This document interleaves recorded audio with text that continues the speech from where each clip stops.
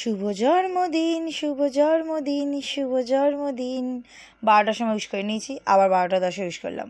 আজ সঞ্জিতের জন্মদিন। So finally ওর জন্মদিন চলে এলো আবার 2024-এ। নমস্কার, আমি রাজশ্রী, আমার বংশানাশ্রী ফ্যামিলিতে তোমাদের সবাইকে ওয়েলকাম। আবার একটা নতুন ভিডিও নিয়ে চলে এসেছি। আজ নৈহাটির বড় মা দেখতে যাচ্ছি। ধর্ম হোক যার যার, বড় মা হোক সবার। এই যে সাহেব মামা এখন কেকের অর্ডার করছে, আমি বলছি না, একদম না, এখন যাব হচ্ছে বড় মা দেখতে। তো আমরা সবাই ধোয়া জামা কাপড় পরেছি, মানে আমি আর সঞ্জিত ধোয়া জামা কাপড় পরেছি বেসিক্যালি। তো আমি এখন কোনো আমিষ নয়, সোজা এখন বড় মার কাছে। এই যে পার্টি করছে, পার্টি, বার্থডে বার্থডে বার্থডে। যাই হোক, এখন আমরা যাচ্ছি, এইবার যাচ্ছি আমরা শ্রীরামপুর নগরমোড় হয়ে। হ্যাঁ, আমি যা দেখলাম বেসিক্যালি এদিক দিয়ে প্রচুর ঘুরতে হয়, ওই দিক দিয়ে গেলে মানে ঘুরতে কম হয়, মানে দক্ষিণেশ্বর দিয়ে। তো আমি জানতাম না, সেই জন্য আমি এদিক দিয়েই যাচ্ছি। প্রথমে আগে আমরা তেল ভরাবো, মানে এখন তেল ভরাতে যাচ্ছি আগে আমরা, তারপরে যাব শ্রীরামপুর নগর মোড় হয়ে ওই হাই রোডটা ধরবো। পিছনে আছে হচ্ছে সন্তু আর টুবাই। সন্তু নিয়েছে আমার স্কুটি, আর আমার পিছনে বসে তীর্থ চলে যাবে বুড়ো মামার গাড়িতে, কারণ বুড়ো মামা কাজের ওখান থেকে যাচ্ছে। তো বুড়ো মামা হাই রোডে আমাদের সাথে দেখা করে নেবে, তারপর চলে যাবে। এই যে আমরা এখন শ্রীরামপুর ঢুকলাম। জয় জগন্নাথ। এই যে রথ মাহেশের। আর এই দেখো কি কুয়াশা। তখন বাজে প্রায় 12:30। তারপরে আমরা তো মামার হোটেল ছেড়ে অনেক দূর চলে এসেছি, মানে বুড়ো মামা যে হোটেলে কাজ করে সেখান থেকে অনেক দূর চলে এসেছি। নিয়ে এবার তো রাস্তা খুঁজে পাচ্ছি না, হোটেলের নাম খুঁজে পাচ্ছি না। তারপরে এক জায়গায় দাঁড়িয়ে এসে এই যে এইসব চলছে, ক্যাট মেরে ফটো তোলা চলছে। তারপর আমি বসে বসে টিকটক করলাম, মানে টিকটক না সরি, এখন ইনস্টার রিলস করলাম, এইসব চলছে।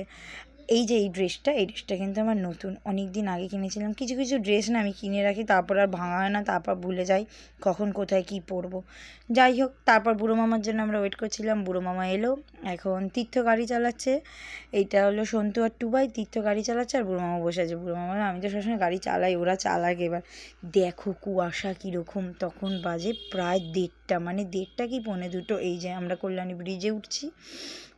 কি ঠান্ডা লাগছিল, মা কালী বলছি, হেভি ঠান্ডা লাগছিল। এই যে গঙ্গা, মানে কল্যাণীর গঙ্গার ব্রিজটা আর কি। আর এখানে কি বড় বড় মানে লোহার এগুলো কি করে রেখেছে জানি না, নতুন কিছু কাজ হচ্ছে হয়তো।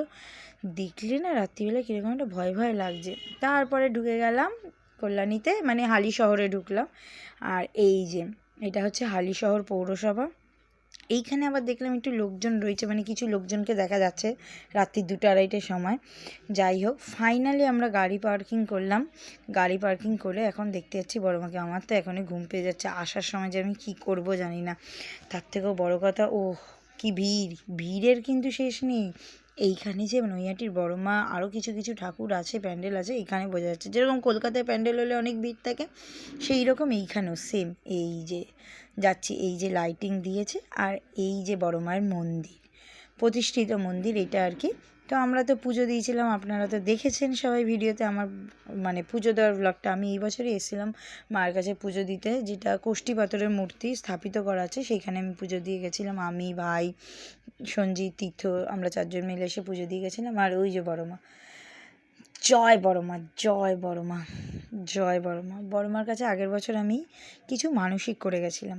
মানসিক বলতে কিছু চেয়ে গেছিলাম না, শুনেছি বড় মার কাছে কিছু চাইলে নাকি বড় মা ফেরায় না, এটা সত্যি কথা। আমি দুটো জিনিস চেয়েছিলাম, দুটো জিনিসই বড় মা আমাকে দিয়েছে। তো সেই জন্যই বড় মার কাছে আবারও আসা।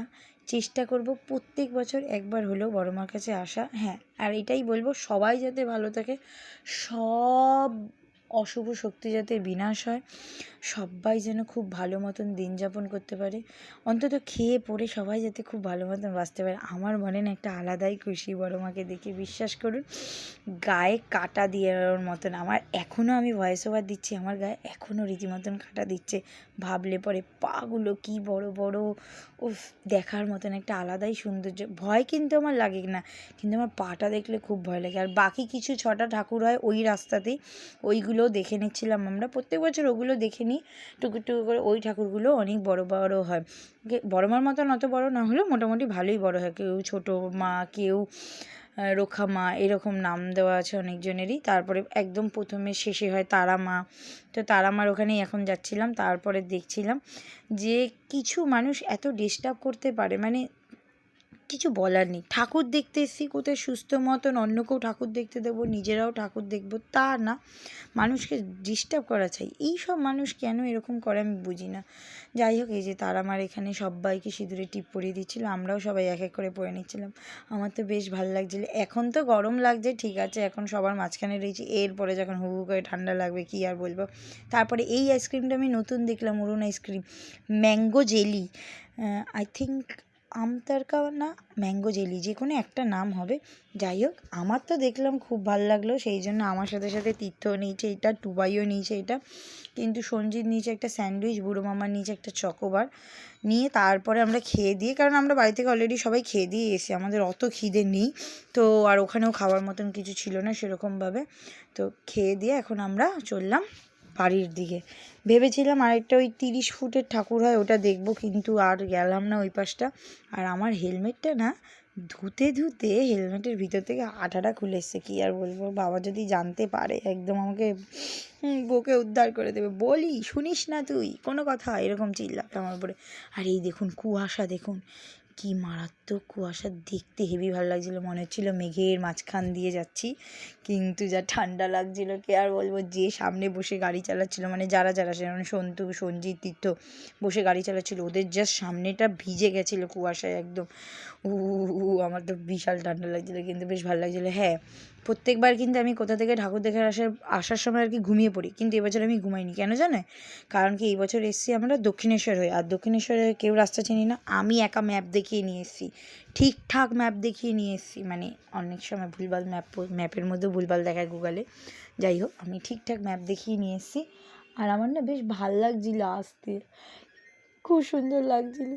কিন্তু তীর্থর খুব ঠান্ডা লাগছিলো। সঞ্জিতকে আমি একটা মোটা সোয়েটার পরিয়ে নিয়েছিলাম, তাই ওর ঠান্ডাটা কম লাগছিলো, আর কানে তো হেলমেট ছিলোই, তাই ওর ঠান্ডাটা কম লাগছিলো। কিন্তু আমার হাত পা দিয়ে হেভি ঠান্ডা ঢুকছিলো, কী বলবো, খুব ঠান্ডা ঢুকছিলো।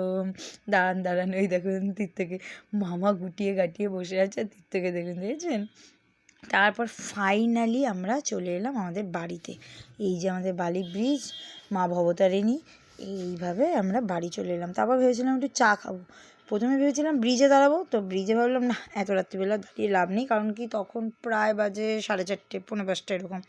তারপর ভাবলাম চা খাবো, তারপর আর চাটা খেলাম না, সোজা বাড়ি চলে এলাম। দেখেছি ওর অবস্থা দেখুন। তারপরে উত্তরপাড়া গেট, এই যে প্রবেশদ্বার, এইখানে তো ঢুকেই গেলাম আমরা।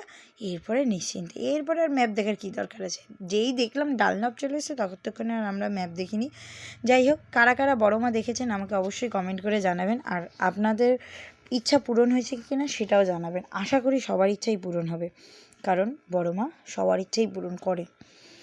সবাই ভালো থাকবেন, সুস্থ থাকবেন, আর চেষ্টা করবেন যারা যেরকম সামর্থ্য, যেভাবেই হোক, ট্রেনে হোক, বাসে হোক, যেভাবেই হোক, একটু বড় মাকে দেখে আসবেন, আপনাদেরও ভালো লাগবে।